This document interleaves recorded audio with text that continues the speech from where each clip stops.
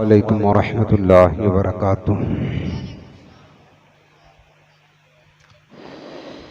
अल्हम्दुलिल्लाहि रब्बिल आलमीन वस्सलातु वस्सलामु अला अशरफिल अंबियाइ वल मुरसलीन व अला आलिहि त्तय्यिबीन व अस्हाबिहि त्ताहिरीन।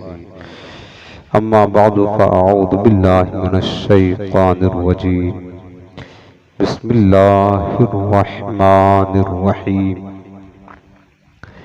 क़ुल इन कुन्तुम तुहिब्बूनल्लाह फ़त्तबिऊनी युहिब्बुकुमुल्लाह व यग़फ़िर लकुम ज़ुनूबकुम वल्लाहु गफ़ूरुर रहीम। आमन्तु बिल्लाहि सदक़ल्लाहुल अज़ीम व बल्लगना रसूलुहुन नबियुल अमीनुल मकीनुल करीम रऊफ़ुर रहीम अलैहि अफ़्ज़लुस सलाति व तस्लीम।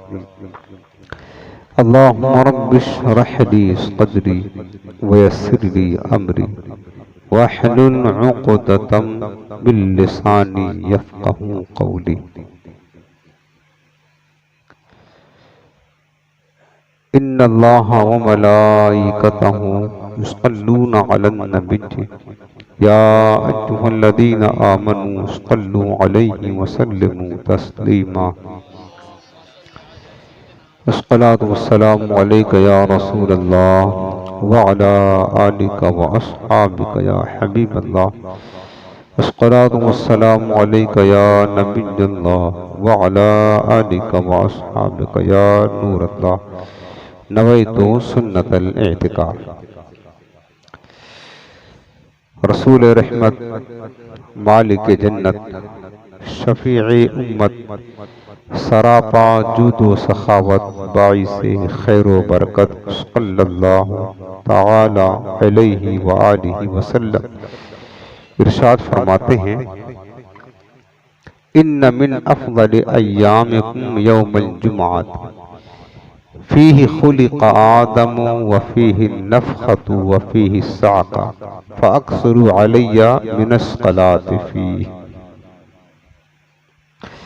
यह हदीस पाक जो आपने सुना सिहाए सित्ता की किताब सुनने अबू दाऊद शरीफ, हज़रत औस बिन औस सहाबी रसूल रिवायत करते हैं, रसूलुल्लाह सल्लल्लाहु अलैहि वसल्लम ने इरशाद फरमाया, इन्न मिन अफ़ज़ल अय्यामिकुम यौमुल जुमअ। मेरे सरकार फरमाते कि बेशक तुम्हारे दिनों में सबसे अफजल दिन जुमा का दिन है। और हदीस पाक फरमाया कि यौमुल जुमअत ईदन लिल मुस्लिमीन, जुमा का दिन मुसलमानों के लिए ईद का दिन है। ठीक है। अब मेरे आका फरमाते हैं कि जुमा का दिन तमाम दिनों का सरदार है, सज्जुदुल अय्याम है, ईदुल मुस्तवीन है, अफदलुल अय्याम है। जुमा का दिन तमाम दिनों का सरदार भी है, अफजल भी है, ईद का दिन है। इसीलिए हम अच्छे अच्छे कपड़े पहनते हैं, जुमा को गुस्ल करते हैं, एहतमाम करते हैं। अब सवाल यह है कि जुमा का दिन अफजल क्यों है? तो खुद मेरे आका ने आगे फरमाया कि फीही खुलिक़ आदम, जुमा का दिन पैदाइशे आदम का दिन है। पैदाइशे आदम की वजह से जुमा का दिन को अफजल करार दिया गया। तो मेरे अजीजों, यहाँ से ये बात समझ में आती है, जिस दिन हजरत आदम पैदा हों तो वो दिन तमाम दिनों में अफजल हो जाए, वो दिन तमाम दिनों का सरदार हो जाए, और वो दिन ईद का दिन बन जाए, तो जिस दिन हजरत आदम के आका की पैदाइश हो। सुभान, क्या वो दिन ईद मिलाद नहीं बन सकता?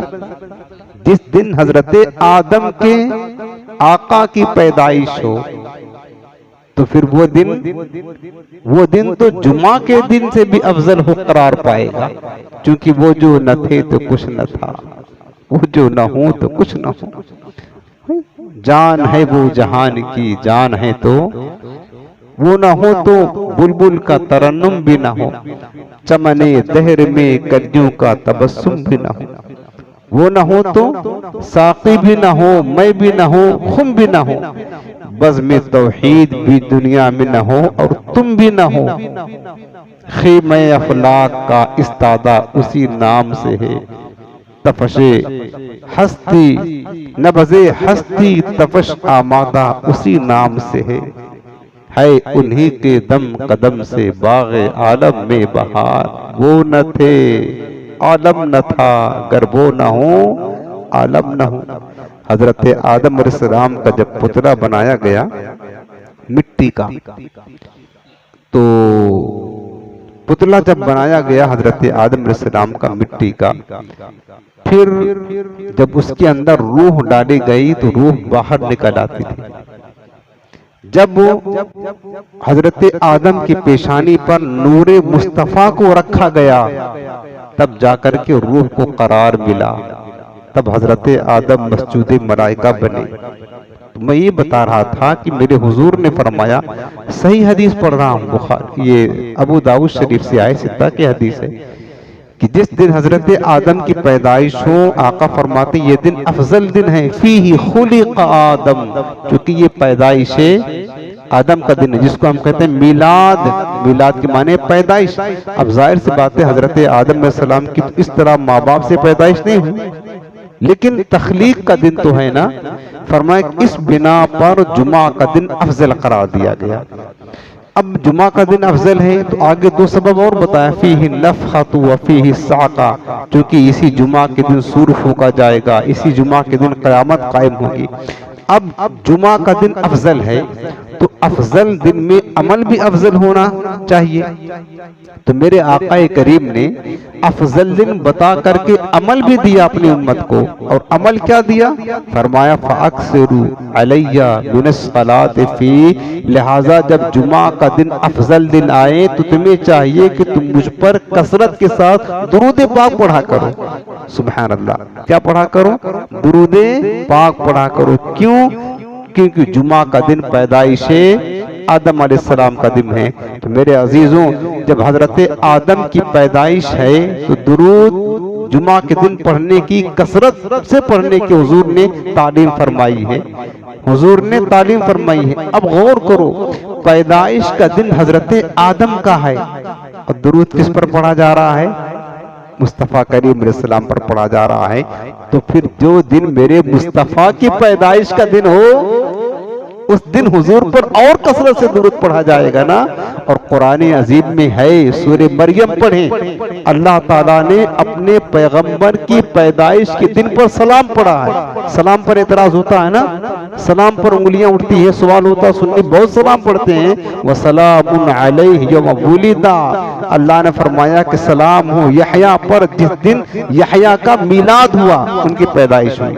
सुन्नत इलाहिया है, पैगंबर की पैदाइश पर सलाम पढ़ना। उस दिन पर कुरान पढ़ रहा हूँ, सूरतुल मरियम पढ़ करके देखें, हजरत यहया अलैहिस्सलाम का अल्लाह ने तज़किरा किया और करके फरमाया वसलामुन अलैहि यौम वुलिदा व यौम यमूतु व यौम युबअसु हज्जा। ये कुरान की आयत है।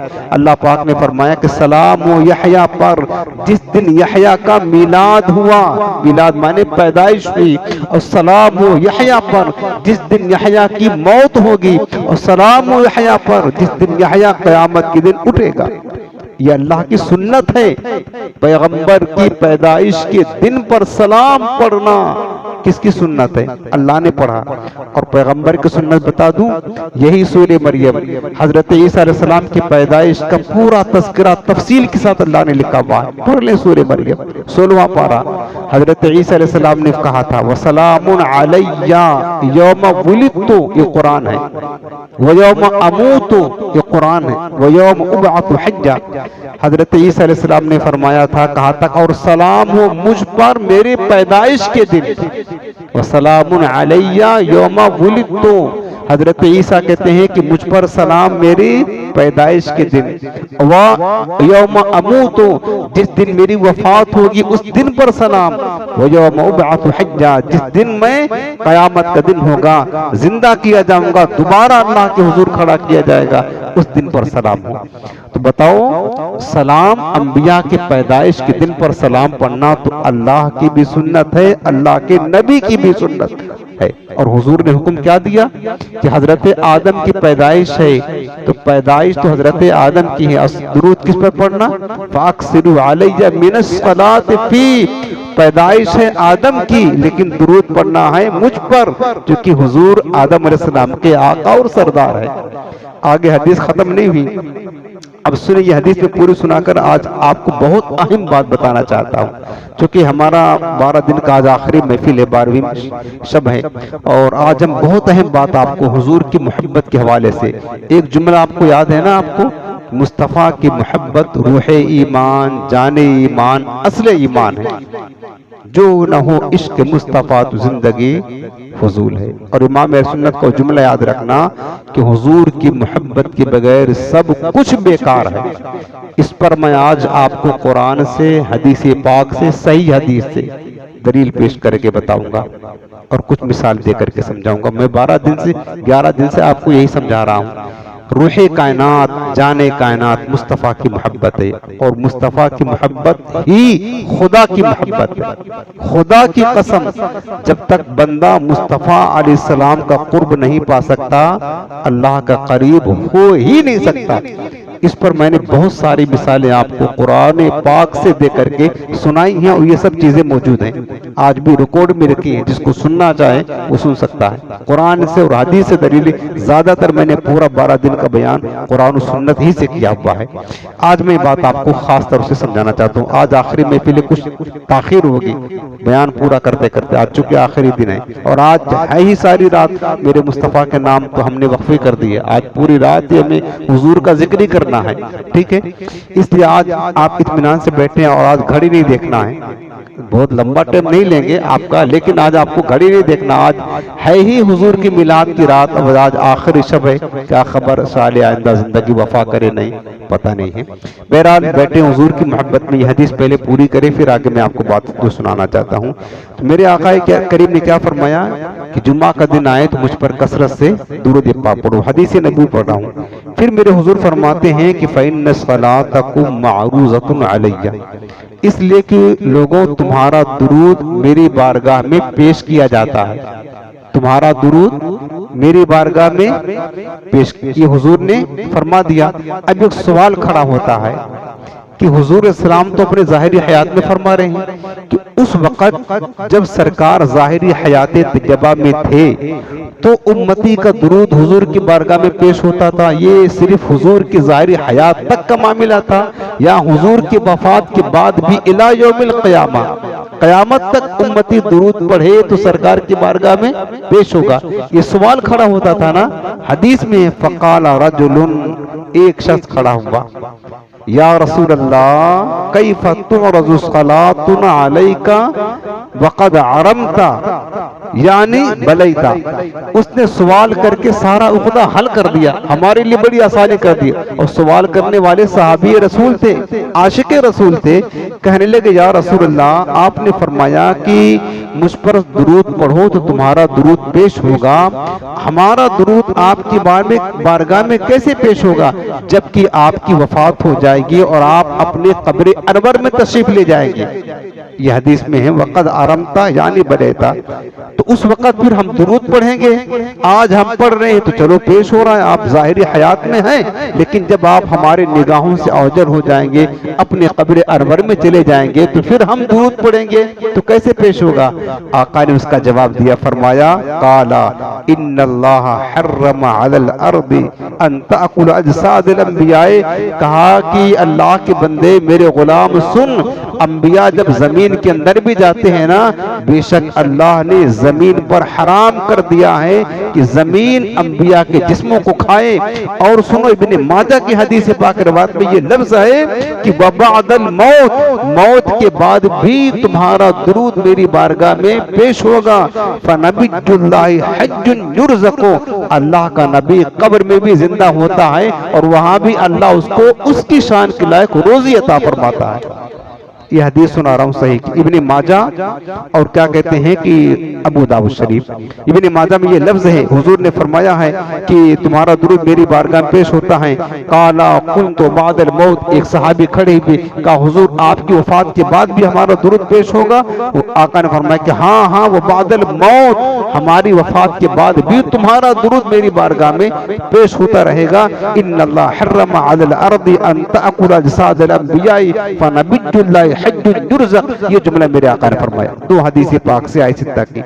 इससे क्या पता चला कि तू जिंदा है वल्लाह, तू जिंदा है वल्लाह। मेरी चश्मे आलम से हाँ, जो उनको मुर्दा कहे वो खुद मुर्दा है।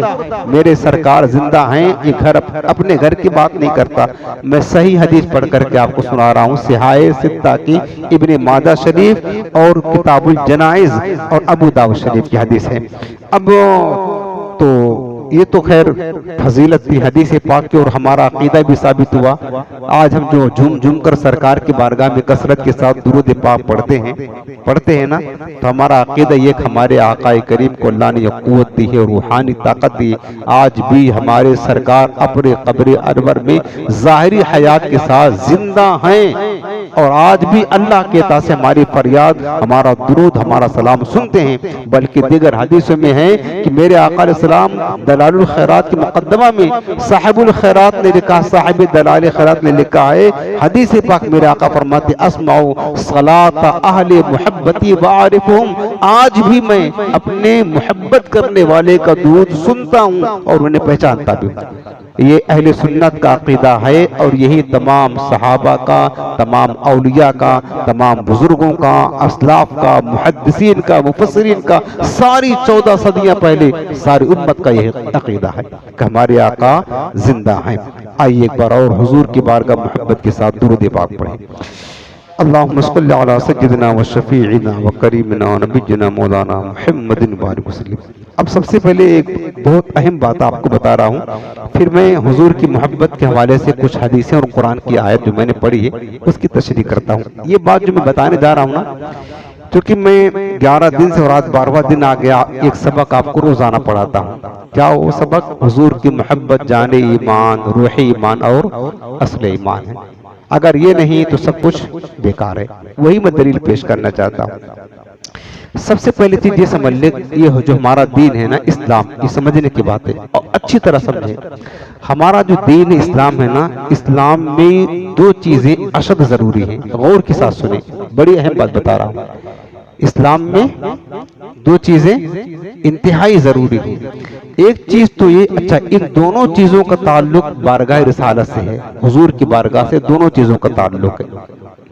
हालांकि पूरा इस्लामी का ताल्लुक हुजूर की बारगाह से है, लेकिन इस्लाम में दो चीजें इंतहाई जरूरी है कि जिनका ताल्लुक हुजूर की बारगाह से है।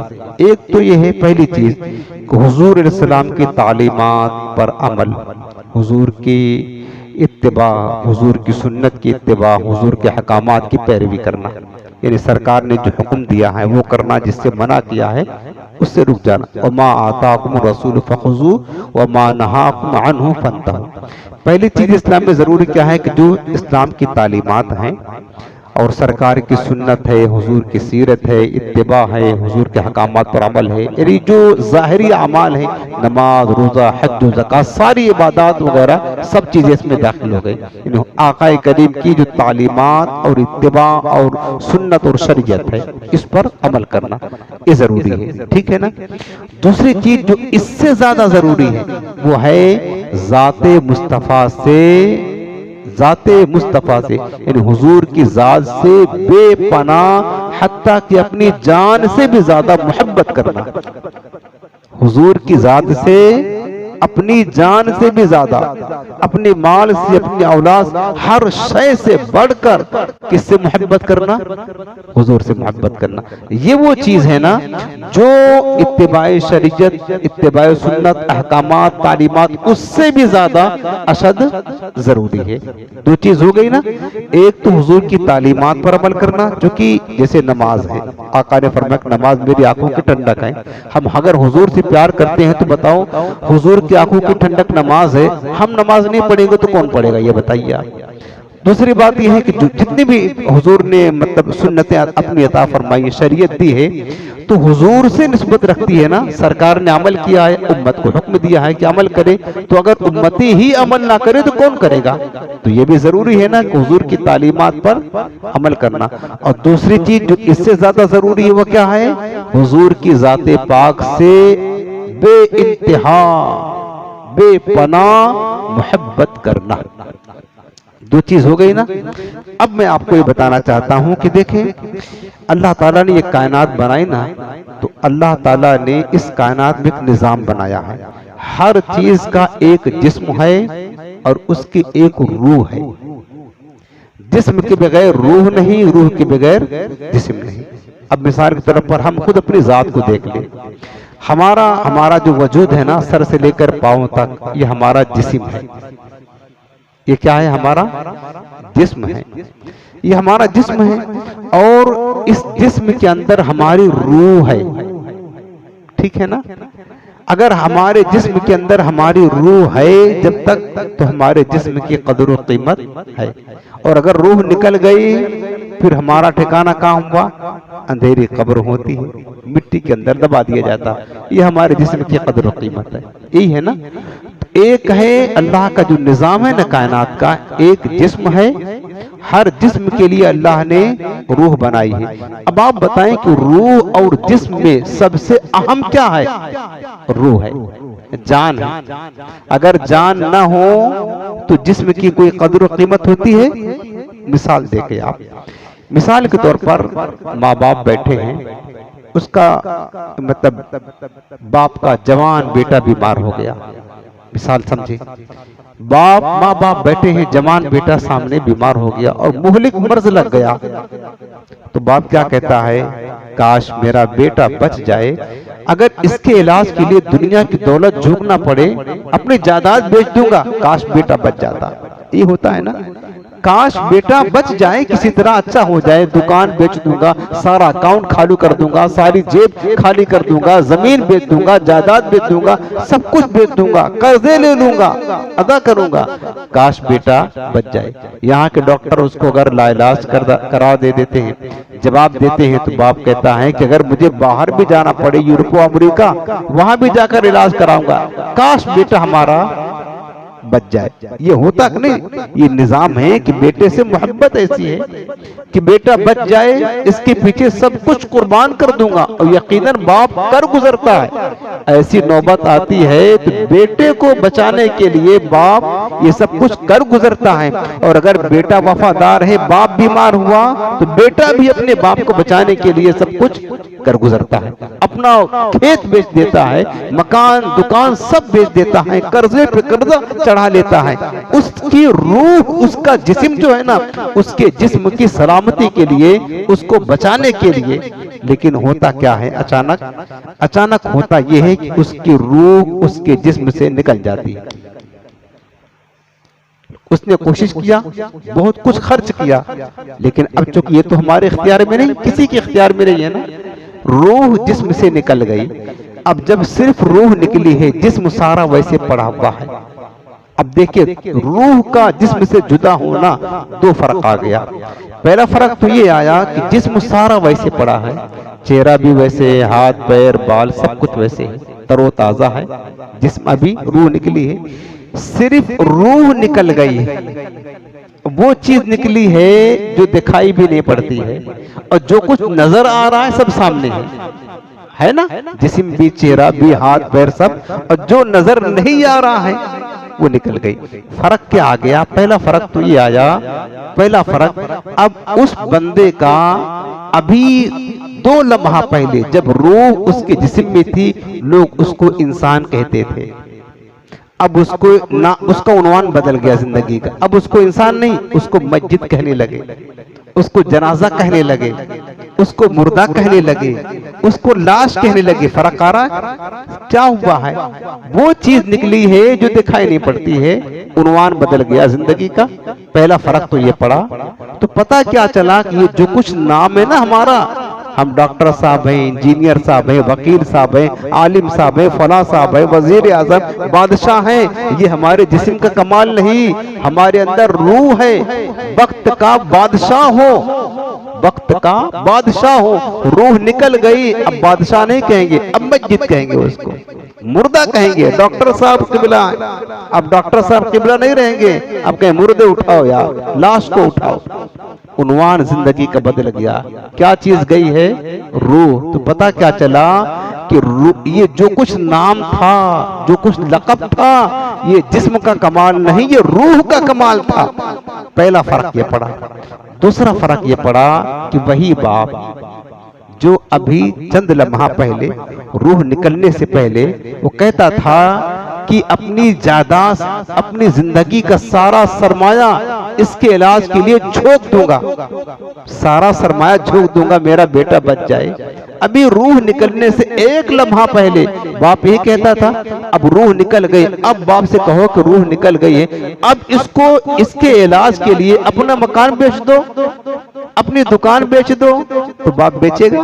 वो कहेगा यार कैसी बात करते हो, अब तो इलाज मुमकिन नहीं। अब फर्क क्या पड़ा? अभी तक यही बाप एक लम्हा पहले कहता था कि अपनी सारी पूंजी सरमाया इसके इलाज के लिए झोंक दूंगा, अच्छा हो जाए। अब वही बाप कहता है जल्दी करो, कहीं मस्जिद मुर्दा मतलब लाश खराब ना हो जाए, जल्दी करो, इसको कब्र में ले जाकर के दफन कर दो। एक रात रखने के लिए वो बाप तैयार नहीं, वो माँ एक रात रखने के लिए अब तैयार। हर कोई कहता जल्दी करो, गुस्ल गस्साल बुलाओ, कफन लाओ, इंतजामात करो, नहलाने के इंतजाम करो, इलानात करवाओ, ये सब कुछ हो रहा अपने सामने हम देख रहे हैं ना। भाई क्या फर्क पड़ गया इतना जल्दी? बाप से पूछो, तू तो कहता था हम इसको लंदन में लेकर जाएंगे इलाज करवाने के लिए, हम अपनी जायदाद बेच देंगे, अब तू एक लम्हा भी, एक रात भी अपने घर में रखने के लिए तैयार नहीं है, तो तेरा बेटा ना। वो कहता नहीं, अभी मैयत हो गया, मुर्दा हो गया। फर्क क्या आ गया? रूह निकल गई। तो पता चला कि रूह असल है। जब तक रूह थी उसके जिस्म की कदरों कीमत थी। बाप उसके इलाज के लिए अपनी सारी पूंजी सरमाया झोंकने के लिए तैयार था, लेकिन जब रूह निकल गई अब उसकी कदरों कीमत नहीं। अब वही बाप उसको तन्हा अंधेरी कब्र में मनोमन मिट्टी के नीचे दफन करने के लिए, दबा देने के लिए वो जो है ना कोशिश कर रहा है, लगा हुआ है। हर कोई कह रहा जल्दी लेकर जाओ। फर्क क्या पड़ा? फर्क ये पड़ा कि रूह निकल गई। तो क्या पता चला कि जिस्म और रूह में असल चीज क्या है? रूह है ना। जो कुछ ही हमारा कमाल है ना मेरे अजीजों, ये जिस्म का कमाल नहीं। अगर जिस्म से रूह निकल जाए तो जिस मुर्दा लाश है वो घर में रखने के काबिल ही नहीं रहती है, और बल्कि ये कहते हैं कि ज्यादा देर ये लाश पड़ी होगी ताफून आ जाएगा, बदबू फैल जाएगी, ले जाओ खराब ना हो जाए। रूह निकली है जो नजर नहीं जाती है। बस मेरे अजीजों ये दो चीज आप समझ गए। इसी तरह इस्लाम है। इस्लाम में भी दो चीजें हैं। एक इसका जिस्म है, नमाज, रोजा, इस्लामी तालीमात, शरीयत पर इत्तिबा, हुजूर की सुन्नत पर इत्तिबा, अहकामात, ये जो कुछ इबादत सब कुछ है ये दीन का जिस्म है। और मुस्तफा की मोहब्बत इस जिस्म की रूह है। इस दीन की क्या है समझ जाएं। ये जो कुछ नमाज, रोजा, आमार, शरीयत, इत्तिबा, सुन्नत, ये क्या कर रहे हैं? ये सब जिस्म इस दीन का जिस्म है, जिस्म। और मुस्तफा की मोहब्बत क्या है? मुस्तफा की मोहब्बत रूह है। चूंकि मैं आपको पहले कुरान में सुना चुका हूं, कयामत के दिन आएगा, लोगों अल्लाह के हुजूर सब हाजिर होंगे। लोग जिस्म का रूह लेकर नमाजों का अंबार लेकर जाएंगे। रब की बारगाह में कहेंगे मौला ये नमाजों का ढेर है, ये रोजों का अंबार है, ये खैरात है, ये तस्बीह तहलील है, ये तबलीगी छिल्ले हैं, ये दावत दीन है, ये जिक्र है, अस्कार है, ये सब कुछ है। मौला तेरी बारगाह में नेक अमाल का ढेर लेकर आए हैं, शरीयत का, सुन्नत का, ये सब कुछ लेकर हाजिर हैं। अल्लाह फरमाएगा ऐ नमाजों के ढेर लाने वालों, ऐ रोजों की कसरत लाने वालों, हज उमरा करने वालों, दीन का जिस्म लाने वालों, ये तो बताओ इस दीन के जिस्म की रूह कहाँ है? रूह कहाँ है? रूह वो कहेंगे मौला रूह क्या है? हम तो समझते थे छिल्ले 40 दिन कर ले हमारा काम बन जाएगा, हम तो इसी में कोशिश करते रहे नमाजों पे नमाजें पढ़ ले हमारा काम बन जाएगा, बेड़ा पार हो जाएगा। मौला हम तो यही समझते रहे हर साल हज उम्रा कर ले बस हमारा काम बन जाएगा, बेड़ा पार हो जाएगा। अल्लाह फरमाएगा ए नमाजों के और जिस्म की रूह लाने वालों, जिस्म मतलब दीन का जिस्म लाने वालों, ये बदन है इसकी रूह कहाँ है? कहेंगे मौला रूह क्या है? अल्लाह फरमाएगा रूह मेरे मुस्तफा की मोहब्बत, इस दीन की रूह मुस्तफा की वो कहाँ है? अब उनके पास तो होगा नहीं, सारे जिंदगी इसी में खपा दिया और समझते थे कि सब कुछ यही हुजूर की तालीमात पर अमल ही सब कुछ है। आज भी लोग यही समझ रहे हैं, इसी मुगालते में समझते कि बस निजात का जरिया यही है। अल्लाह पाक फरमाएगा इस तुम्हारे मुर्दा जो आमाल है ना, जिस दीन का जिस्म नमाज रोजा वगैरह इस जिस्म से मेरे मुस्तफा की मोहब्बत की रूह निकल गई नहीं है, तो तुम्हारे जिस्म से अगर तुम्हारी रूह निकल जाती है तो तुम उसको कब्र में फेंक देते हो। फरिश्तों उठाओ इनके मुर्दा आमाल को, इनके मुर्दा दीन के जिस्मों को, इन्हें भी इनके मुर्दा जिस्मों को ले जा करके जहन्नम में फेंक दो। जब तुम्हारे जिस्म से रूह निकल जाती है तुम अपने घर में एक रात रखने के लिए तैयार नहीं होते हो, तो तुम्हारे आमाल से मेरे मुस्तफा की मोहब्बत की रूह निकल गई है। मैं भी तुम्हारे मुर्दा लाश को अपने सामने महशर में रखने के लिए तैयार नहीं। मेरे फरिश्तों इन्हें भी पकड़ो और इनके मुर्दा लाश आमाल को पकड़ो और ले जाकर के जहन्नम में फेंक दो।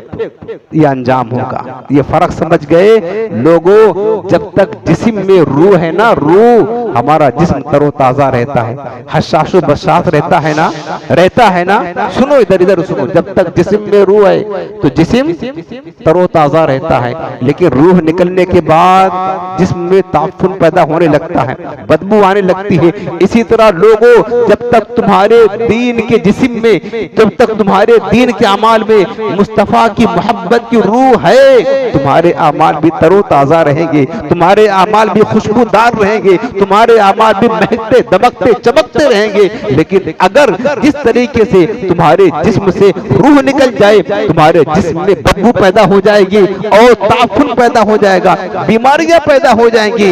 इसी तरीके से अगर तुम्हारे दीन के आमाल में, दीन के जिस्म से रूह मोहब्बत निकल गई, याद रखना तुम्हारे आमाल भी बदबूदार हो जाएंगे, तुम्हारे आमाल में ताफुन पैदा हो जाएगा, तुम्हारे आमाल खुद बदबूदार होंगे और जिसको ये बदबू पहुंचेगी उसे भी बदबूदार बना देंगे, क्योंकि रूह मोहब्बत तुम्हारे दिल से निकल चुकी है। यही तो अल्लामा इकबाल ने कहा था, क्या कहा था? ये फाका कश जो मौत से डरता नहीं जरा, रूह मोहम्मद इसके बदन से निकाल दो। ये अंग्रेजों की साजिश की उसने अक्कासी की है।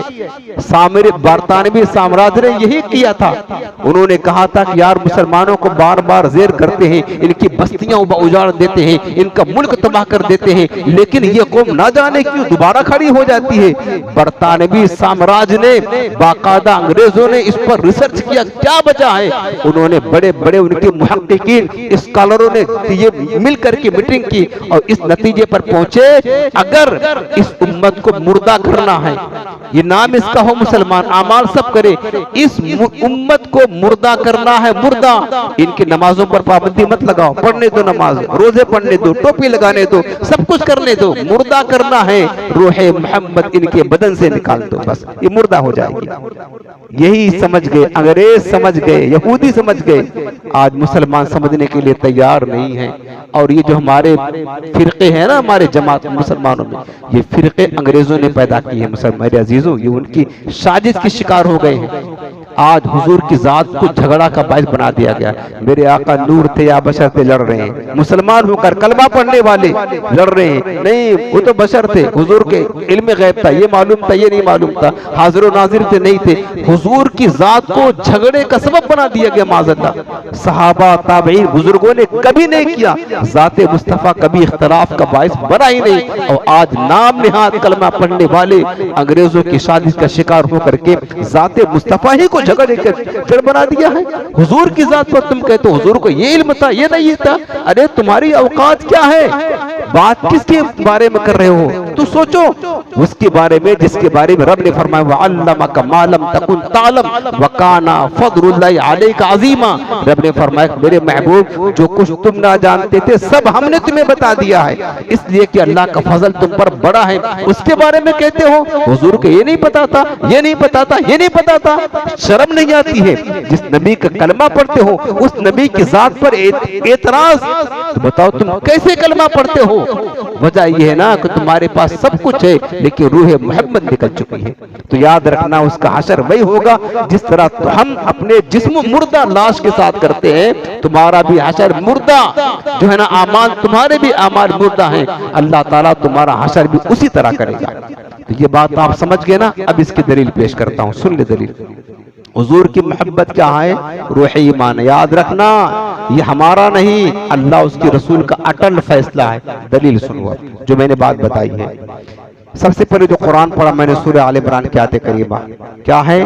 अल्लाह पाक ने फरमाया कुल, मेरे महबूब आप फरमा दे लोगों को, क्या फरमा दो? इन कुंतुम तुहिब्बून अल्लाह, ऐ लोगों अगर तुम अल्लाह से मोहब्बत करते हो। आज लोग ज्यादा जोर किस में लगा रहे पता है? लोग ये समझते हैं जो बदमज़ाब गिरोहें जमाते हैं ना कि बस हुजूर तो आए थे अल्लाह से मिलाने के लिए, वो मिला के चले गए, अब उनका काम खत्म हो गया, अब बंदे का डायरेक्ट ताल्लुक अल्लाह से होना चाहिए। ये नजरिया दिया जा रहा है। डायरेक्ट ताल्लुक, भाई वो खुदा है ये बंदा है, तो डायरेक्ट तुम्हारा ताल्लुक अल्लाह से होना चाहिए। हुजूर आए थे कुरान ले देने के लिए, दे दिए, काम खत्म हो गया, बस अब जरूरत नहीं रही। ये तासुर दिया जा रहा है लोगों को। ये जो बातिल फिरके हैं, जमाते हैं, यही तो हमारा इख्तिलाफ है। वो समझते हैं कि तुम बंदे हो, वो रब है, तो डायरेक्ट उससे जो कुछ मांगना उससे मांगो, जो कुछ कहना उससे करो, ठीक है वो रब है। रब ने क्या फरमाया वो सुनो पहले, कुरान में रब ने क्या फरमाया वो सुनो कि अब हमारा ताल्लुक डायरेक्ट अल्लाह से जुड़ जाए, बाकी और किसी की जरूरत ना रहे। रब ने क्या फरमाया वो सुन लो पहले। अल्लाह ने क्या फरमाया? ऐ मेरे महबूब तुम फरमा दो इन कुंतुम, कुरान पढ़ रहा हूं, तुहिब्बून अल्लाह, अगर तुम अल्लाह से मोहब्बत करते हो, तो चाहिए कि अल्लाह से मोहब्बत करते हो तो बंदे हो, वो रब है, वो तुम्हें खिलाता पिलाता, तो मोहब्बत करो ना। तो लेकिन अल्लाह की मोहब्बत कहाँ मिलेगी? अल्लाह की मोहब्बत करना चाहते हो, मिलेगी कहाँ? तो रब ने खुद फरमाया मेरे हबीब तुम इन लोगों से कह दो फत्तबिऊनी, अगर अल्लाह की मोहब्बत चाहते हो, अल्लाह का कुर्ब चाहते हो, अल्लाह की मार्फत चाहते हो, अल्लाह की बारगाह में पहुंचना चाहते हो, फत्तबिऊनी, मेरी इत्तिबा करो, मेरी पैरवी करो, मेरे नक्शे कदम पर चलो। और कौन सी इत्तिबा करें? रूह मोहम्मद के साथ इत्तिबा करें, वरना मुनाफिकीन बहुत इत्तिबा करते थे हुजूर की, लेकिन रूह मोहम्मद के साथ नहीं करते थे। इत्तिबा के लिए शर्त है मुस्तफा की मोहब्बत हो, जो सहाबा ने किया, जो अबू बकर उमर ने किया, उस्मान वाली ने किया, तलहा जुबैर ने किया, जो तमाम सहाबा ने किया, अशर बशरीन ने किया, वो इत्तिबा करो। जो अब्दुल्ला बिन उबय ने किया वो नहीं करो, जो जुल खैसरा तमीमी ने किया वो इत्तिबा ना करो। इत्तिबा के माने क्या होता है? मुस्तफा की मोहब्बत दिल में बसाकर हुजूर के नक्शे कदम पर चलना, ये इत्तिबा, ये इत्तिबा है। रब ने इत्तिबा का हुक्म दिया, मेरे महबूब अगर तुम अल्लाह की मोहब्बत चाहते हो तो पहले कहाँ आना जरूरी है? फत्तबिऊनी, मेरी इत्तिबा करो। और कौन सी इत्तिबा? हुजूर की मोहब्बत दिल में, रूह मोहम्मद के साथ, बस यूं समझ रहे, रूह मोहम्मद के साथ दो चीज हो गई, यानी हुजूर की मोहब्बत ये जो रूह है और इत्तिबाए शरीयत ये दीन का जिस्म है, दोनों चीजें जब दोनों चीजें मिलती तो बंदा कामिल मोमिन बनता है। रूह और जिस्म, जब रूह मोहम्मद और आमाल का जिस्म दोनों मिलता है तो बंदा कमाल तक पहुंचता है। रब ने दोनों चीजों का हुक्म दिया, फत्तबिऊनी, मेरे हबीब इनसे कह दो फिर मेरी तुम क्या करो? इत्तिबा करो। अब चलो हुजूर की इत्तिबा कर लिया, नतीजा क्या निकला? नतीजा क्या निकला? हुजूर की इत्तिबा मोहब्बत के साथ, रूह मोहम्मद के साथ, सरकार की मोहब्बत भी, हुजूर की रूह और इत्तिबा, हुजूर के दीन पर अमल, तो तालीमात पर अमल, सुन्नत पर अमल हो गया। नतीजा क्या निकला? अल्लाह ने फरमाया युहिब्बुकुमुल्लाह, तुम मुस्तफा की मोहब्बत दिल में बसाकर मेरे महबूब की इत्तिबा करो, युहिब्बुकुमुल्लाह, तुम अल्लाह के महबूब बंदे बन जाओगे। अल्लाह के महबूब बनोगे, यानी अल्लाह तुमसे मोहब्बत करेगा। तुम चले थे अल्लाह से मोहब्बत करने के लिए। जवाब देखिए, कुल इन कुंतुम तुहिब्बून अल्लाह, तुमने इरादा क्या किया था? अल्लाह से मोहब्बत करूंगा। यानी देखो, एक होता मुहिब, एक होता महबूब, समझने की बात है। मुहिब कहते मोहब्बत करने वाला, और महबूब किसे कहते हैं? जिससे मोहब्बत की जाए। हम सारे बंदे अल्लाह से मोहब्बत करते हैं, तो हम अल्लाह के मुहिब हैं और अल्लाह हमारा महबूब है, बल्कि महबूब हकीकी है। तो हम चले थे क्या करने के लिए? इन कुंतुम तुहिब्बून अल्लाह, अल्लाह से मोहब्बत करते हो, मुहिब बनने चले थे, यानी अल्लाह से मोहब्बत करने चले थे। और मेरे रब ने क्या कहाँ तक पहुंचा दिया कि अगर अल्लाह से मोहब्बत, तुम मुहिब बनना चाहते हो, मेरे महबूब की इत्तिबा करो रूह मोहम्मद के साथ, युहिब्बुकुमुल्लाह, तो अल्लाह तुमसे मोहब्बत करेगा, यानी तुम अल्लाह के महबूब बन जाओगे। यहाँ तक पहुंचा दिया, यहाँ तक पहुंचा दिया। हुजूर की इत्तिबा का फैज ये मिला कि बंदा अल्लाह का मुहिब बनने चला था, अल्लाह ने उसे अपना महबूब बना लिया। तो मैं आपको पूछता हूं मेरे अजीजों, अल्लाह का महबूब कब बनेगा बंदा? फत्तबिऊनी, ये शर्त है। इसीलिए कहते हैं मोहम्मद की मोहब्बत दीन हक की शर्त अव्वल है। इसी में हो अगर खामी तो सब कुछ, समझ गए ना आप? अगर अल्लाह का महबूब बंदा बनना चाहता है, अल्लाह का कुर्ब हासिल करना चाहता है, अल्लाह का फैज पाना चाहता है, अल्लाह का मुकर्रब बंदा बनना चाहता है, अल्लाह की बारगाह में मकबूल बनना चाहता है, तो शर्त क्या है? फत्तबिऊनी, वो मेरी पैरवी करो जो रूह मोहम्मद के साथ हो। ये तो कुरान का समझ में आया, ठीक है ना? तो हमको क्या पता चला कि अल्लाह का कुर्ब पाने के लिए, अल्लाह की बारगाह में हमारे तमाम जाहिरी जिस्म के आमाल को कबूल होने के लिए फत्तबिऊनी, रूह मोहम्मद के साथ पैरवी की जाएगी अगर हुजूर की, तब जाकर अल्लाह का बंदा महबूब बनेगा। वरना मुनाफिकीन भी हुजूर की पैरवी करने का दावा करते थे और कसमें खाकर कहते थे नशहदु इन्नका लरसूलुल्लाह, ऐ अल्लाह के रसूल, हम कसम खाकर कहते आप अल्लाह के रसूल हैं। अल्लाह ने फरमाया कुमा हुम बिमुमिनीन वल्लाहु यशहदु इन्नल मुनाफिकीन लकाज़िबून। वो मैंने आपको फिर सुनाया था ना जुल्खैसरा तमीमी का, उसके पास सब कुछ था, नमाज रोजे, यानी जिस्म का पूरा, यानी दीन का पूरा जिस्म था, तालीमात नबी पर अमल, शरीयत की इत्तिबा, सुन्नत की इत्तिबा, सब कुछ था। क्या नहीं था? इसके मुस्तफा ना था, हुजूर का अदब ना था, हुजूर की इज्जत ना थी, सरकार की ताजीम ना थी। नतीजा क्या निकला? नतीजा ये निकला इन्नल मुनाफिकीन फी दरकिल अस्फल मिनन नार, वहां जाएंगे। आका ने फरमाया इनको देख लो, ये दीन से खारिज होंगे। क्यों खारिज होंगे? हुजूर ने फरमाया क्यों खारिज होंगे? सब कुछ था, दीन का सारा जिस्म था, रूह नहीं थी। उस जिस्म में रूह नहीं थी, उसका ठिकाना आका ने क्या फरमाया, कुरान ने क्या फरमाया? वो जहन्नम में उसको फेंक दिया जाएगा। क्योंकि जिस तरह हम अपने मुर्दा जिस्मों को भी तो फेंक देते हैं ना कब्र में, उसको भी जहन्नम में, तो पता चला रूह मोहम्मद असल है। अब अगले हदीस पाक अब सुन लो, आपको मैं ये हदीस भी मैं बुखारी शरीफ को सुनाता हूँ, मुस्लिम शरीफ में भी आई है, सही हदीस, तमाम उलमा इसको नकल करते हैं, लिखते हैं। हदीस पाक सुनो, मशहूर हदीस पाक है ये। हदीस पाक बुखारी शरीफ में है, किताबुल ईमान, और हजरत अनस बिन मालिक रिवायत करते हैं, क़ाल नबी सल्लल्लाहु अलैहि वसल्लम, हुजूर सल्लल्लाहु ने फरमाया कि ला युमिनु अहदुकुम हत्ता अकून अहब्ब इलैहि मिन वालिदिही व वलदिही वन्नास अजमईन। मेरे आका करीम ने फरमाया कि तुम में से कोई बंदा मोमिन नहीं हो सकता, ला युमिनु का मोमिन होगा ही नहीं, हत्ता जब तक कि मैं उसके नजदीक उसके वालिदैन से ज्यादा, उसकी औलाद से ज्यादा, तमाम लोगों से ज्यादा, जब तक मुझसे मोहब्बत ना करे, सबसे ज्यादा आका फरमाते जब तक मुझसे मोहब्बत ना करे बंदा मोमिन नहीं हो सकता। और एक हदीस पाक में आका ने फरमाया ला यकूनु ला युमिनु अब्दुन हत्ता अहब्बा इलैहि मिन अहलिही व नफ्सी, बंदा कोई भी बंदा उस वक्त तक मोमिन नहीं हो सकता है जब तक कि अपनी औलाद, अहलो अयाल और अपनी जान से भी ज्यादा मुझसे मोहब्बत ना करे। आका फरमाते वो मोमिन ही नहीं है, अगरचे दीन का सारा जिस्म उसके पास है, सारे हकामात हैं, इत्तिबा शरीयत है, हुजूर की मोहब्बत सबसे ज्यादा नहीं है? आका फरमाते वो मोमिन नहीं है। जब बंदा मोमिन नहीं होगा तो दूसरा क्या रास्ता है? ईमान और कुफ्र के दरमियान कोई तीसरा रास्ता नहीं है। या तो मोमिन होगा या तो काफिर होगा, या तो जन्नती होगा या तो दोज़खी होगा। उसके अंदर सब कुछ है, रूह मोहब्बत हुजूर की मोहब्बत नहीं है। आका फरमाते मोमिन नहीं। दुरूद पाक पढ़े। एक हदीस और सुनाता हूँ। बिस्मिल्लाहिर्रहमानिर्रहीम। अल्हम्दुलिल्लाह। अभी हदीस पाक भी आप सुने, बुखारी शरीफ किताबुल ईमान, किताबुल ऐमान व नज़र।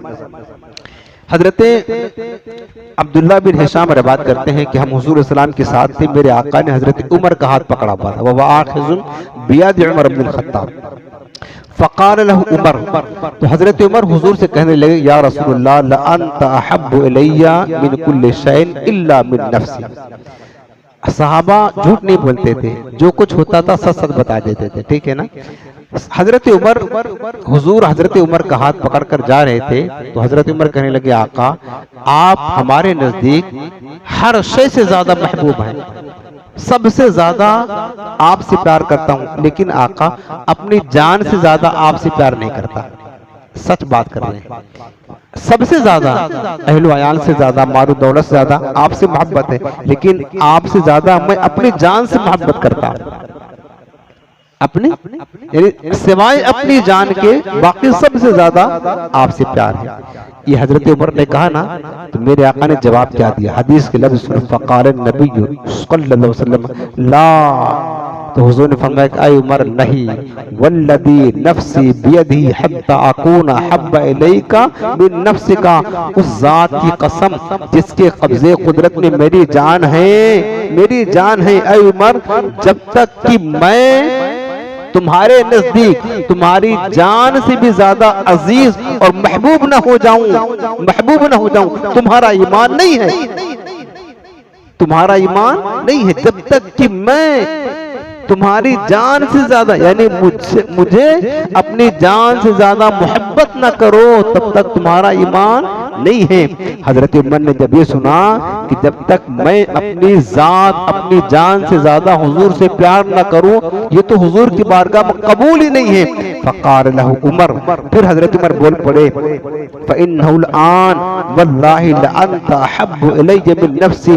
या रसूलल्लाह, अब तो हमारे दिल की कैफियत ये हो गई है कि आप मुझे मेरी जान से भी ज्यादा महबूब और पसंदीदा है, यानी मैं अब अपनी जान से ज्यादा आपसे प्यार करता हूँ। जब उन्होंने ये कहा, फ़क़ाल नबी सल्लल्लाहु अलैहि वसल्लम अल-आन या उमर, तब हुजूर ने फरमाया, उमर अब जाकर तुम्हारा ईमान दुरुस्त हुआ। क्या समझे आप? समझे ये कि मोहम्मद की मोहब्बत दीन हक की शर्त अव्वल है, इसी में हो अगर खामी तो सब कुछ। अरे जब हजरत उमर अपनी जान से ज्यादा जब तक हुजूर से मोहब्बत ना करे, आका की बारगाह में उनकी मोहब्बत कबूल नहीं, तो ये जो लोग सिर्फ जिस्म दीन का जिस्म लेकर के घूम रहे हैं और समझते एक बात नमाजें पढ़ ले, रोजा कर ले, दीन पर अमल कर ले, इत्तिबा सुन्नत, और सारा जोर इसी पर लगाए बैठे हैं, हुजूर की मोहब्बत का कोई जिक्र नहीं, सरकार के इश्क का कोई तज़किरा नहीं, तो याद रख ले ये भी अपनी खैर मनाए। हमारे मुर्दा आमाल किधर जाने वाले हैं? खैर मनाना चाहिए। आज यही इसी पर ज्यादा जोर है। ये जो हुजूर की मिलाद की महफिलें होती है ना, ये रूहे मोहम्मद की शमा को भड़काने के लिए होती है। हम सारा साल हुजूर की तालीमात का जिक्र करते हैं, सारा साल मोहब्बत का भी जिक्र करते हैं, हुजूर की शरीयत का यानी जिस्म के जाहिर को बताते हैं, नमाज की पाबंदी की ताकीद करते हैं, नमाज रोजा दीगर चीजें। रमजान में क्या करते हैं? जिस्म का जाहिर बताते हैं। ज़कात का मौसम आता क्या करते हैं? इस दीन का जिस्म बताते हैं। हज का मौसम आता दीन का जिस्म बताते हैं। यार हर वक्त हम हुजूर के दीन की तालीमात की बात करते हैं। अरे रूहे मोहम्मद की बात कब करोगे? इस जिस्म की रूह की बात कब करोगे? इसका दर्स कब दोगे? हमेशा सिर्फ एक ही चीज, सिर्फ जिस्म, रूह की बात कब करोगे? असल की बात कब करोगे? क्योंकि आपको पता है इसके बगैर तो हमारे जिस्म मुर्दा है, अमाल मुर्दा है। तो मेरे अजीजों, रूहे मोहम्मद हुजूर की मोहब्बत यही असल सरमाया है। टाइम लगता काफी हो रहा है, एक आखिरी हदीस सुनकर के बाद खत्म कर देता हूँ। आखिरी हदीस सुनी, सुभान अल्लाह, बड़ी प्यारी हदीस है। यह हदीस मुअत्ता इमाम मोहम्मद में भी लिखी है और दूसरी बुखारी शरीफ किताबुल मनाकिब बाबु मनाकिब उमर। सबसे पहले मैं बात शुरू करता हूँ, आपको हदीस सुनाता हूँ मुअत्ता इमाम मोहम्मद की, बड़ी मोतबर किताब है हदीस की। हजरत अनस बिन मालिक रवायत करते हैं कि अन अराबियन अता रसूलुल्लाह सल्लल्लाहु अलैहि वसल्लम फक़ाल या रसूलल्लाह मदस्सा। एक देहाती हुजूर की बारगाह में आया, सीधा साधा आदमी था, देहाती बेचारे ज्यादा पढ़े लिखे नहीं होते थे। हुजूर की बारगाह में आए, सहाबी थे, कहने लगे आका कयामत कब होगी, मतलब कयामत कब आएगी, कयामत का सवाल कर बैठे। हाँ, वो भी उनको जो समझ में आता था, पढ़े लिखे होते नहीं थे, सादा मिजाज होते थे बेचारे। पूछ लिया आका कयामत कब आएगी, तो काला, सरकार ने फरमाया उमा आदत लहा, कयामत के पूछने वाले ये तो बता कयामत तो जब आएगी अपने वक्त पर आएगी, तूने कयामत की तैयारी क्या की है बता। फिर कयामत तो पूछ रहे हो, कयामत की तैयारी क्या की है, तैयारी करना है ना। काला, जवाब क्या दो सुन, ला शैया, हुजूर कुछ भी तैयारी नहीं। तो क्या वो बेनमाजी थे? ये तसव्वुर कर सकते हैं हम, सहाबी हो बेनमाजी हो, सहाबी हो गाफिल हो, ये तसव्वुर है? हमारी तरह तो ये थे ना। काला ला शैया, का हुजूर तैयारी तो कुछ नहीं है। और फिर आगे कहा वल्लाही इन्नी लक़रीरुस सलाती व सियाम व सलात, का खुदा की कसम आका मेरे पास नमाजें भी कम है, रोजा भी कम है, यानी आमाल ज्यादा नहीं है। अब पूछने आ गए क़यामत के लिए, लेकिन का अमाल का हाल तो ये है कि नमाजें भी कम, रोजा भी कम, अमाल नहीं। लेकिन आगे कहा व इन्नी लउहिब्बुल्लाह व रसूला, आका एक बात है, मैं अल्लाह और उसके रसूल से प्यार बहुत करता हूँ। सीधे साधे थे। का हुजूर अमल तो कुछ नहीं, दीन का जिस्म नहीं, लेकिन रूहे मोहम्मद, सुभान अल्लाह, जान है इश्क मुस्तफा, रोज फजू करे खुदा। मेरे इमाम फरमाते ये आशिकों का अंदाज होता है, दुआ कर रहे जान है इश्क मुस्तफा, ये क्या है, जान है, रोज फजू करे खुदा। दुआ करते मौला दिन ब दिन बढ़ाते जा इस जान को, इश्क मुस्तफा को। जिसको हो दर्द का मजा नाजे दवा उठाए को, जिसको इश्क की हवा लगेगी उसी को लज्जत मिलेगी, जिसको इश्क की हवा ही ना मिली है उसे क्या, उसे क्या। जानते हो लैला मजनू की दास्तान मशहूर है ना, हम तो इसको खैर मजाक में लेते हैं, लेकिन इसको हमारे सूफिया ने लिखा अपनी किताबों में। मौलाए रूम कितने बड़े तसव्वुफ के बादशाह थे, लिखा अपनी किताबों में लैला मजनू की बात को, ये सिर्फ हमें समझाने के लिए। हालांकि उलमा ने यह भी लिखा है कि मजनू जो थे ना वो बहुत बड़े अल्लाह के वली थे, ये कोई ऐसे आदमी नहीं थे। कैस नाम था उनका, उन्होंने अल्लाह की मोहब्बत को लैला की मोहब्बत में छुपा करके रखा हुआ था, यह तक लिखा हुआ मजनू। तो बहरहाल तो वो लैला जो थी ना वो काली कलूटी थी। ये मजाक की बातें समझाने की बात कर रहा हूं मैं। वो क्या थी, काली थी, और मजनू खूबसूरत था, कैस नाम था, लैला काली थी, तब भी इतना मोहब्बत, और आज तक मशहूर है, सदियां गुजर गई। एक दिन बादशाह ने लैला से पूछा कि लैला आखिर तू, तेरे पास हुस्न जमाल भी नहीं है कि क्या मतलब तेरे अंदर खूबी थी कि मजनू जितना खूबसूरत तुझे जैसे काली कलूटी औरत को देखकर दिल ले बैठा और बस फिदा तेरा ही तस्करा करता है। वो कोई बादशाह ने पूछ लिया उससे, तो लैला ने कहा बादशाह तेरे पास वो आंख नहीं है जो मजनू के पास है, काश तेरे पास भी वो आंख होती है ना जो मजनू के पास है, तू भी ऐसे ही देखता।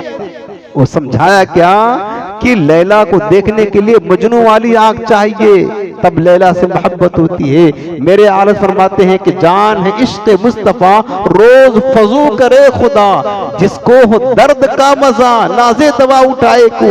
हुजूर की मोहब्बत की बातें उसी को अच्छी लगेगी जिसके दिल में रूह मोहब्बत होता है। बाकी तो लोग कहते हैं कि तो शायरी है, तो किससे कहानियां हैं, ये तो बस खाली दिखावा है। लोग ये ताना देते हैं सुन्नियों को, ये क्या है, बस दिखावा है। वो समझते हैं कि बस खाली नमाजों का ढेर, रोजे वगैरह ये ले ले बस काम बन जाएगा। रूहे मोहब्बत, जब तक कि मजनू की आंख ना होगी लैला की मोहब्बत नहीं बच सकती है। जब तक कि इश्क मुस्तफा का दिल नहीं होगा रूहे मोहब्बत वहां बच नहीं सकता। याद रखना, फरमाते हैं कि जान है इश्क मुस्तफा, रोज फजू करे खुदा, जिसको हो दर्द का मजा नाजे दवा उठाए को। मैं हदीस सुना रहा था, सुन हदीस पाक। वो कहने लगे या रसूलल्लाह नमाजें भी कम है, रोजा भी कम है, लेकिन व इन्नी लउहिब्बुल्लाह व रसूला, आका अल्लाह उसके रसूल से मोहब्बत बहुत करता है। अब उन्होंने कहा, बता दिया कि दीन का जो जिस्म था ये कम है, लेकिन रूह मोहम्मद कूट कूट कर भरी है। तो आका ने जवाब क्या दिया, नमाजें कम है, जाओ छिले लगाओ, नमाजें पाबंदी करो। ये नहीं दिया जवाब सरकार ने कि जाकर के तहज्जुद गुजारी करो, हालांकि ये भी अहम है, याद रखना, तो मामूली चीज नहीं। ये नहीं फरमाया, क्या जवाब दिया, फकाला, आका ने फरमाया, इन्नका मअ मन अहबब्ता, मेरे सहाबी जा, जिससे तू मोहब्बत करता है ना, तेरा हशर भी क़यामत के दिन उसी के साथ होगा। और किससे मोहब्बत करता था, हुजूर से मोहब्बत करता था। आका ने सनद दे दी, जा तू मेरे साथ होगा। अरे क़यामत के दिन जिसको हुजूर का साथ मिल गया, क्या टेंशन है, ये तो बताएं आप। और ये कहां से मिल रहा है, रूह मोहम्मद से मिल रहा है। और ये हदीस पाक तो मैंने आपको मुअत्ता इमाम मोहम्मद की सुनाई है, और बुखारी, सही बुखारी में क्या पता है, वो सुनो, वो सहाबी आए और उन्होंने पूछा, मतलब साहब, तो सरकार ने वही पूछा, कुमा आदत तला, तुमने बता क़यामत की तैयारी क्या की, सही बुखारी की बात है। क़ाल अल्लाह शैया, का हुजूर कुछ भी नहीं तैयारी, यानी उन्होंने ये बताया कि हुजूर कुछ अमाल नहीं, जिस्म दीन का नहीं है, इल्ला अन्नी उहिब्बुल्लाह व रसूला, हाँ आका अल्लाह उसके रसूल से मोहब्बत करता हूँ। फिर मेरे आका फरमाया, अंता मा मन अहबब्ता, फिर जा, तेरे पास तो सब कुछ सरमाया है, अगर रूह जिसी सलामत है तो क़यामत के दिन उसी के साथ होगा जिससे मोहब्बत करता होगा। हज़रत अनस बिन मालिक हदीस को रिवायत करते हैं, कहते हैं कि जब आका ने यह फरमाया कि जो जिससे मोहब्बत करेगा क़यामत के दिन उसके साथ उठेगा, फमा फरहना बिशैइन फरहना बिक़ौल नबी सल्लल्लाहु अलैहि वसल्लम, अंता मा मन अहबब्ता, खुदा की कसम, जिस दिन हमें, जब सरकार ने यह फरमाया कि जो जिससे मोहब्बत करता है उसके साथ होगा, उस दिन हमें इतना खुशी हुई, जब से हम इस्लाम लाए तब से हमें इतनी खुशी ना हुई थी जिस दिन ये जुमला हुजूर का सुन करके खुशी हुई, जब आका ने फरमाया जो जिससे मोहब्बत करता उसके साथ होगा। फिर हजरत अनस क्या कहते हैं, क़ाल अनसुन फ़अना उहिब्बुन नबिय्या व अबा बकर व उमरा, तो मैं भी तो अपने आका से प्यार करता हूँ और आका के साथ साथ शेखैन करीमैन अबू बकर से और उमर से भी मोहब्बत करता हूँ। व अर्जू अन अकून माहुम, और मुझे उम्मीद है कि मैं भी इन्हीं के साथ हूँगा क़यामत के दिन। अगरचे मेरे अमल इनकी तरह नहीं है, लेकिन सिर्फ रूह मोहम्मद की बिना पर हमें भी क़यामत के दिन इन्हीं की सोहबत नसीब होगी, हुजूर की सोहबत होगी, शेखैन करीमैन की कुर्बत नसीब होगी। तो बताइए ये अहमियत है रूह मोहम्मद की। तो मेरे अजीजों, हुजूर की बारगाह में अपने दोस्तों को बार बार ये कहता ही रहता हूँ कि बारगाह रिसालत से जो है ना, हुजूर की बारगाह से दोनों चीजें कायम है ना, हुजूर रूह मोहम्मद असल ज़ात मुस्तफ़ा से इश्क बेइंतहा, और जो अमाल ही सरकार ही ने दिया है यार, सुन्नत किसने दिया, आका ने दी है, नमाज किसने दिया, आका ने दी है, रोजा किसने दिया, सरकार ने दिया है, और हमारा ही फरीजा है जिसके अंदर रूह मोहम्मद वही अमाल करेगा, उसी का हक है कि ये अमल करे। जब दोनों चीजें होंगी तब जाकर हमारा दीन कामिल होगा। हम सुन्नियों में खराबी यही है, हमने रूह को बस पकड़ करके बैठा हुआ है और हुजूर के दूसरी तरफ जो अमाल है ये छोड़ दिया। ये मुनासिब नहीं, ये हमारे सुन्नियों में खराबी यही है, हम यहीं मार खा जाते हैं। यानी कुछ लोगों ने क्या किया, दिन का जिस्म लेकर के बैठ गए, समझते बस बेड़ा पार है, बेड़ा पार है, नमाज रोजे दीगर तस्बीह तलाल बेड़ा पार है। और हमारे सुन्नी जाहिल दीन की रूह लेकर बैठ गए, हुजूर की मोहब्बत है बस बेड़ा पार है। हालांकि धोखे में दोनों हैं, लेकिन कामयाबी होगा, याद रखना। रूह अगर है, अब हदीस, रूह अगर है, दीन का जिस्म नहीं है, रूह है अगर, हुजूर की मोहब्बत है तो ईमान है। अला ला ईमान लिमन ला मोहब्बत, आका फरमाते हैं जिसके दिल में मेरी मोहब्बत है उसके पास तो ईमान ही नहीं है। और आपने सुना हदीस के पास, अगर ईमान है, रूह मोहम्मद है, बिल आखिर वो जन्नत में जाएगा। लेकिन अगर रूह मोहम्मद नहीं है, खाली जिस्म लेकर के बैठा हुआ है, उसका तो कोई चांस ही नहीं है जन्नत में जाने का यार। उसके तो सारे अमाल मुर्दा जिस्म है ना, कब्र में डाल दिया जाएगा। लेकिन सुन्नी धोखे में है, याद रखना। मैं कहता हूँ दीन काबिल नहीं, हुजूर की मोहब्बत है और मोहब्बत ही काबिल कबूल है। हदीस पाक में आता है, पता है कि हुजूर के एक शख्स था, अब्दुल्ला नाम था, और उसको लोग हिमार कहते थे। उसका काम क्या था पता है? उसका काम यह था कि जब हुजूर इस्लाम जो है कभी रंजीदा होते, चूंकि हर कोई तो दुख दर्द और दुखड़ा अपना सुनाता हुजूर की बारगाह में। कभी मुनाफिकीन की तरफ से दुख पहुंचता, कभी काफिरों की तरफ से। और हुजूर पर बारे नबूवत की जिम्मेदारी, कितना टेंशन रहता, सरकार पर कितनी बड़ी जिम्मेदारी थी, रिसालत का बोझ।